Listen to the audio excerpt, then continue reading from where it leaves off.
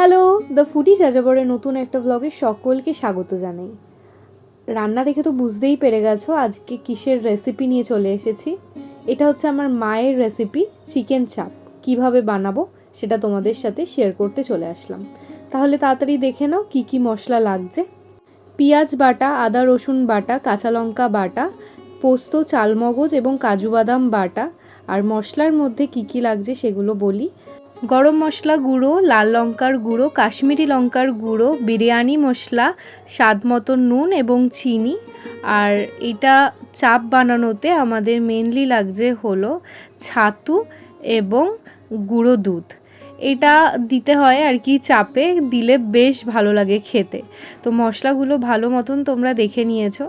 আর সাইডে দই ফেটিয়ে রেখে দিয়েছিলাম, দইয়ের মধ্যে দিয়েছিলাম মিঠা আতর এবং কেওড়া জল আর গোলাপ জল।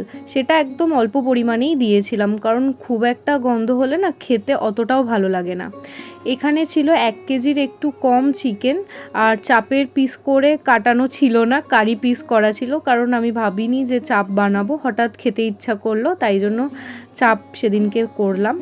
তো তোমরা চাপের মতন পিস কাটিয়েই আনতে পারো। এই মশলাগুলো ভালো মতন ম্যারিনেট করে রাখতে হবে, 1 থেকে 1.5 ঘন্টা ম্যারিনেট করে রাখলে খেতে খুব ভালো হয়।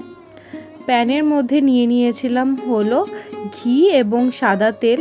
ঘিয়ের পরিমাণটা সাদা তেলের পরিমাণের থেকে একটু বেশি নিতে হবে। আর ম্যারিনেট করার পর দেখো কতটা জল ছেড়েছে, এবং একটা একটা করে প্রত্যেকটা চিকেন ভালো মতন করে ভাজতে হবে।